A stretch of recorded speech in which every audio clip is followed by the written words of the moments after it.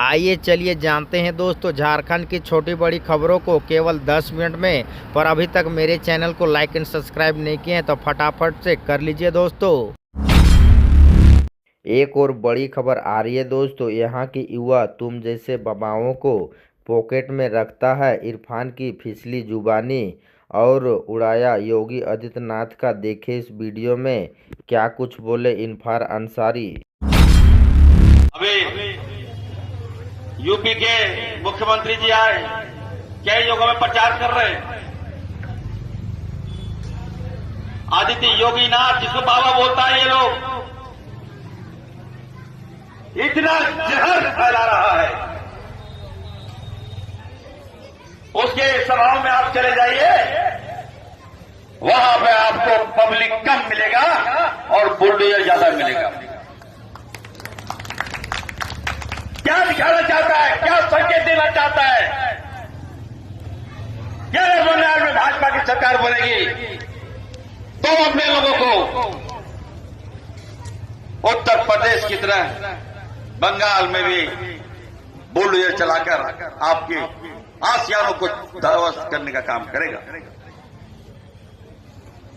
मैंने कहा, कुल्टी में मैं कह रहा था, ए योगी याद रखना, ए बाबा याद रखना, ये उत्तर प्रदेश नहीं है, ये बंगाल है, बंगाल।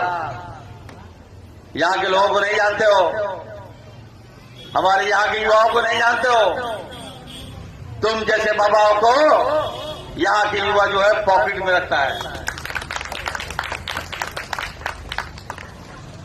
और बाबा को पॉकेट में रखता ही नहीं है। एक एक दिन में 10-10 बाबा खाता भी है, बोलता है, मुंह में डालता है और फेंक देता है। याद रखना योगी, बंगाल से मत टकराओ, थोड़ा संयमित रहो, नियमित रहो। एक और बड़ी खबर आ रही है दोस्तों, मंत्री इरफान अंसारी के समर्थकों की गुंडागर्दी, सवाल पूछने पर लात जूते से पत्रकार को पीटा। देखिए इस वीडियो में क्या कुछ मामला था।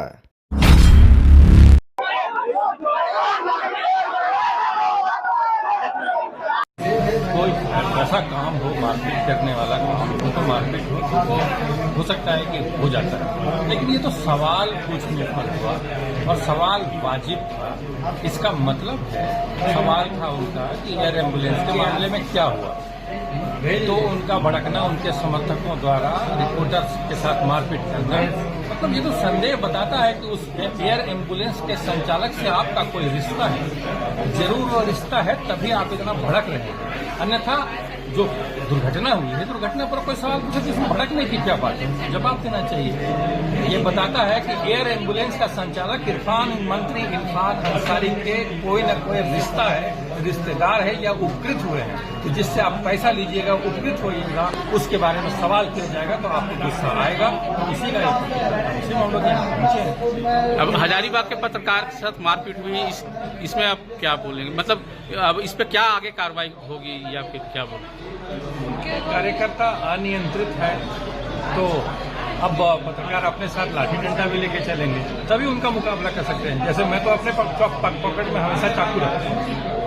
जो वैध है, जो पुलिस के में वैध है कि इतना बड़ा आप चाकू रख सकते हैं, तो वो मैं रखता हूँ। वो अपनी सेफ्टी के लिए। मालूम है कि जो सामने पुलिस वाले हैं, वहाँ तो पूरी पुलिस भरी हुई थी, उसके बाद भी मारपीट हुई। इरफान अंसारी के समर्थकों के द्वारा इस तरह की पत्रकार के साथ मारपीट की घटना हो जाती है और प्रशासन मूक दर्शक बनी हुई, क्या कहें? प्रशासन के पुलिस वाले थे तो वो सिर्फ उनके जो अंगरक्षक थे उनका काम था इरफान अंसारी को बताना, लेकिन और भी पुलिसकर्मी थे, जिला पुलिस बल के जवान थे, उस मामले को रोक सकते थे। यानी अब अपनी सुरक्षा हम लोगों को अपने करनी पड़ेगी। आप अपने साथ डंडा रखें, लाठी रखें, और हम लोग एसपी को लिख के भी देंगे कि देखिए आपका पुलिस बल हम लोग को उनकी उपस्थिति में हम लोग के साथ मारपीट हो जाती है, तो अब हम लोगों को या तो रिवॉल्वर का लाइसेंस दे दीजिए या फिर डंडा लाठी रखने का अनुमति दे दीजिए। हम लोग अपने साथ रखेंगे, अपना मामला हम लोग खुद निपट लेंगे। आपके पुलिस की हमको जरूरत नहीं है। जब आपकी पुलिस की उपस्थिति में ऐसी बात होती है तो हम लोग अपना निपट लेंगे। एक और बड़ी खबर आ रही है दोस्तों, भयंकर भिड़ंत, बंगाल चुनाव से पहले धड़ाधड़ वाली बम और गोलियां, सदमे में मोदी और दीदी टौर। देखिए इस वीडियो में क्या कुछ हुआ।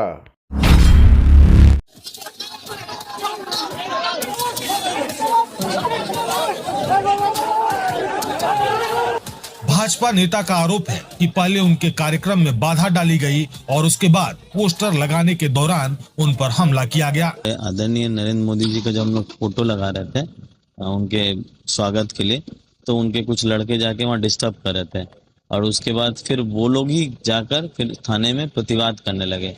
उसके बाद फिर हमारे पिताजी गए, उसके बाद जो भी क्या हुआ उनके बीच में हमको नहीं पता चला। फिर हम जब गए तो मामला सॉर्ट आउट हो गया था। फिर हम वापस जब आए गाड़ी से, हम गाड़ी लगा कर ही जब हम अपने घर के ऊपर गए तब तक देखे कि पहले पत्थर चला, पत्थर चलने के बाद फिर बम चला।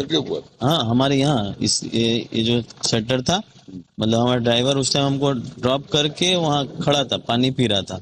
अनुभवी फुटेज में उसको देखें और उसके बाद फिर उसके ऊपर पत्थर चला, वो जल्दी शटर बंद कर दिया। शटर बंद करने के बाद फिर बम चला, उसके बाद फिर फायरिंग होने लगी। फायरिंग होने के बाद उसी में हमारा सीआईएसएफ का एक गोली लग गया लेफ्ट पैर में।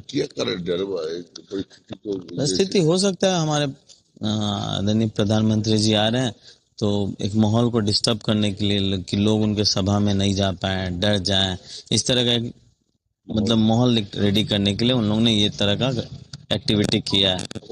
वहीं टीएमसी उम्मीदवार अमित गुप्ता ने पलटवार करते हुए भाजपा पर ही हिंसा भड़काने का आरोप लगाया और कहा कि उनके कार्यकर्ताओं पर हमला किया गया। बिट्टू हमारे एक कर्मी बैनर और फ्लेक्स लगा रहा था, वहां हम लोगों का पार्टी ऑफिस भी है। वहां पर गुड्डू सिंह, पिंटू सिंह उसको जबरन पीटता है, हमारा फ्लेक्स फाड़ दिया गया, हमारे पार्टी ऑफिस में अंदर जाके भांगचूर किया। इस घटना को लेकर हम लोग थाना में अभियोग करने आए थे, क्योंकि अगर कोई हमारे कर्मी के ऊपर अटैक किया है तो हम लोग तो थाना में जनाएंगे। तो हम लोग थाना में आए। थाना में जब हम लोग अभियोग जनाने गए, उसी समय अर्जुन सिंह अपने केंद्र वाहिनी को लेकर, सीआईएसएफ सिक्योरिटी को लेकर अचानक हम लोगों के कर्मी के ऊपर हमला कर दिया, जिसमें हमारे सौरभ सिंह पुलिस के सामने, थाना के अंदर सीसीटीवी फुटेज है, मीडिया फुटेज है, मीडिया फुटेज भी आपको हम दे रहे हैं। अद्भुत बात है, हम लोग तो अंदर में थे, कंप्लेन लिख रहे थे, किंतु मीडिया के थ्रू ही देखा गया कि किस तरह से अर्जुन सिंह अपने सीआईएसएफ को लेकर गुंडागर्दी का प्रदर्शन किया। तो ये कोई नया बात नहीं है।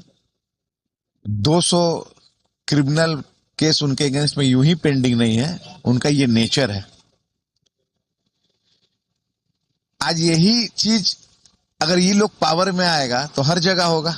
जो आदमी थाना में ढुक के क्राइम कर सकता है तो वो कहीं भी कुछ कर सकता है। झारखंड की आज की छोटी बड़ी खबर बस सही थी दोस्तों। झारखंड के आप कौन जिले कौन राज्य से मेरे वीडियो को देखते हैं, वीडियो को लाइक कर दीजिए, चैनल को सब्सक्राइब। चलिए कल फिर मिलेंगे दोस्तों बड़े अपडेट बड़े वीडियो के साथ, तब तक के लिए झारखंडी जोहार।